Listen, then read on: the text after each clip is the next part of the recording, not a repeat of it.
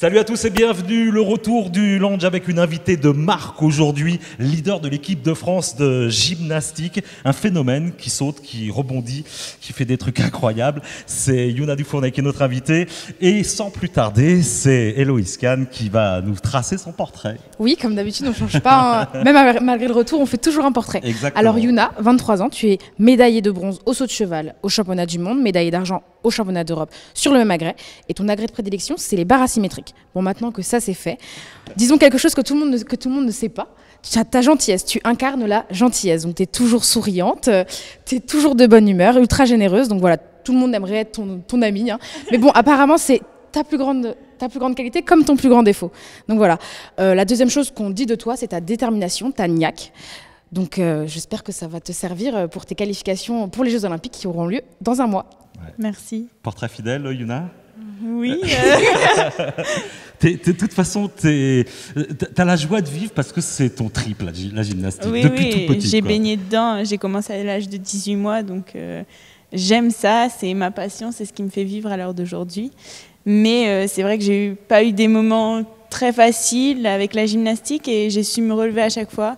Et je pense que ça a été ma plus grande force et j'aime les gens, j'ai un énorme cœur et c'est vrai que... Et ça se voit.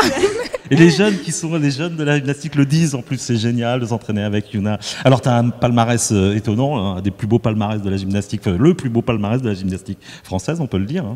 Oui, après Émile Le Pennec quand même. Bien sûr. J'ai pas encore la médaille olympique, mais c'est vrai que je suis assez fière de mon palmarès et contente d'avoir vécu tout ce que j'ai vécu.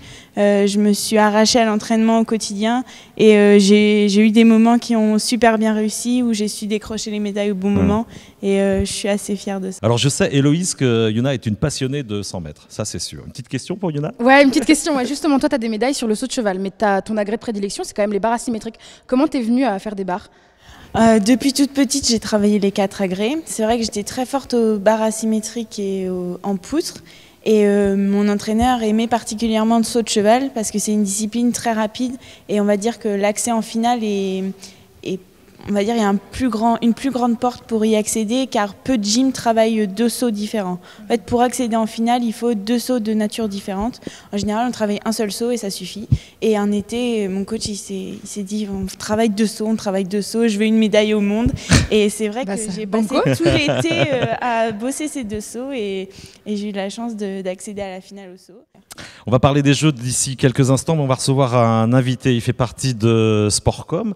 Tu fais des études d'ailleurs dans la communication, toi aussi, un peu comme Héloïse. Et l'invité, en l'occurrence, c'est Marcus qui va nous rejoindre, notre boxeur de l'INSEP, pour un sujet à propos de Tony Yoka. On le retrouve tout de suite. Alors après la gymnastique, la boxe, vous connaissez Marcus, Youna, vous vous croisez de temps en temps ? On se croise, mais on se connaît pas. Alors il y a un grand monsieur ici à l'INSEP, un des géants de l'INSEP, c'est Tony Yoka, que tu connais bien forcément, champion du monde de boxe amateur. Il est qualifié pour les Jeux Olympiques d'ores et déjà, grâce à son titre mondial notamment. Tu as participé, ou plutôt tu es allé le rencontrer, un garçon que tu connais très bien, et tu es allé participer à son entraînement. Raconte-nous un petit peu. Alors la semaine dernière, on est allé le voir à l'entraînement. Il était très très en forme, il était en fin de préparation parce que ça faisait 7 mois qu'il n'était pas monté sur le ring et il est allé boxer vendredi dernier au Palais des Sports. Et pourquoi tant de break là ? Pourquoi 7 mois de break ? Qu'est-ce qui s'est passé ? C'était l'après-championnat du monde. Il a fait une petite pause pour pouvoir être en forme pour les Jeux. D'accord. Et le combat était prévu pour cette période-là.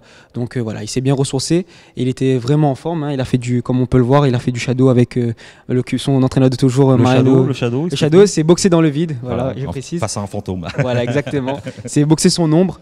Et on était impressionnés parce qu'il était vraiment très rapide, très explosif, il était très en forme. Et là, surtout que maintenant, il a un nouveau statut, c'est qu'il est champion du monde, il était très attendu. Et ça a marché, puisqu'il a gagné par KO, 4e round. C'était le 20 mai. Au Palais des Sports. C'est ça. Un adversaire costaud. Ouais, c'était un Croate. C'était le numéro 2 croate. Un gros bébé. Et voilà. Et il a mis KO. Et pour la petite histoire, je lui avais dit qu'il allait gagner par KO. Il m'a dit non, c'est un combat de reprise. Ce qu'il veut, lui, c'est déjà faire un bon combat. Et il a bien visé le menton, en tout cas. Puisqu'il a mis son adversaire par terre. Parfait. Merci beaucoup, Marcus. Youna, impressionné par ce bonhomme. Oui, je le connais depuis Londres 2012. On a fini la compétition tous les deux. Alors on va vite fait parler de Londres, un malentendu, un contretemps, enfin pas de chance quoi. Une manique qui lâche la barre. Ouais. Ça m'est jamais arrivé à l'entraînement, ni avant les Jeux, ni après les Jeux. Ça arrive le jour J. C'est frustrant parce que j'étais prête. J'étais ultra affûtée, ultra prête. Je répétais mes enchaînements 5 fois par jour réussis. Mais comme dans tous les sports, il y a 90% de travail et je pense 10% qui font un petit peu de chance, un petit peu de réussite. Ouais, vous connaissez bien ça, hein, Marcus et Hello. Hein, c'est toujours là. Il ne faut pas que la machine se dérègle au dernier moment. Quoi. C'est vraiment. Vous êtes des mécaniques. Tous les facteurs soient ouverts. Vous êtes des mécaniques de précision, les sportifs de haut niveau. Les Formule 1. C'est ça. Alors Rio, c'est pas encore dans la poche, mais non, ça sent bon, non? Ça va être plus compliqué qu'à Londres. C'est clair qu'à Londres, j'étais favorite. Là, à Rio, je suis plus âgée. Et j'ai des petites gymnastes qui ont 16 ans, qui sont fraîches et qui aussi ont envie de... 23 ans dans la gymnastique, t'as une grand-mère, quoi. Ouais, c'est ça. Je suis la maman du groupe. C'est ce qu'elles disent, les filles, d'ailleurs. Hein. Ouais, je suis la plus âgée. Et alors, ça te motive ou ça te met trop de pression ou... Non, j'ai plus de pression. J'ai déjà fait les Jeux Olympiques une fois. J'allais chercher une médaille. Là, je sais que ça va être très compliqué, mais je m'accroche quand même à mon rêve et je veux tout donner, tout faire pour y arriver. Si j'y arrive pas, j'aurai aucun regret. J'aurai tout essayé. Si j'y arrive, c'est la cerise sur le gâteau. Voilà. Bon, merci pour toutes ces confidences, Yuna. Mais pour le moment, et maintenant, c'est l'heure du défi. Lors du défi, donc, et Yuna a choisi le billard. C'est pas souvent, d'habitude c'est plutôt le baby-foot. Je te rappelle les règles de ce défi. Il faut que tu rentres une boule le plus vite possible. Le chrono démarre quand tu as tapé dans la boule blanche. Yuna, je te souhaite bonne chance. Attention. Début de ce défi avec les commentaires de Héloïse et de Marcus. Si elle le met du non, elle est capable de le mettre du premier coup. Elle a failli la mettre du premier coup. Je te laisse passer. Allez, je pense que tu aurais battu le record de... Le chrono tourne, hein. Je te rappelle que c'est... Mais non, tu peux pas rater un truc pareil, ça c'est pas possible. Moi, j'ai trouvé moins doué que moi, je crois. Ah ouais, t'as du boulot. Mais pourquoi t'as pas choisi le baby-foot finalement? Il faut rester en gymnastique. Chrono. Bravo Yuna, reste avec nous. Marcus et Loïs venaient nous rejoindre, on va se quitter là-dessus. On va souhaiter tout le bonheur du monde à Yuna. Croise les doigts pour ta qualif. Ce sera quand? On saura quand 19 juin au championnat de France. Nous on se retrouve la semaine prochaine avec évidemment nos chroniqueurs de talent. D'ici là, salut à tous. Bye bye.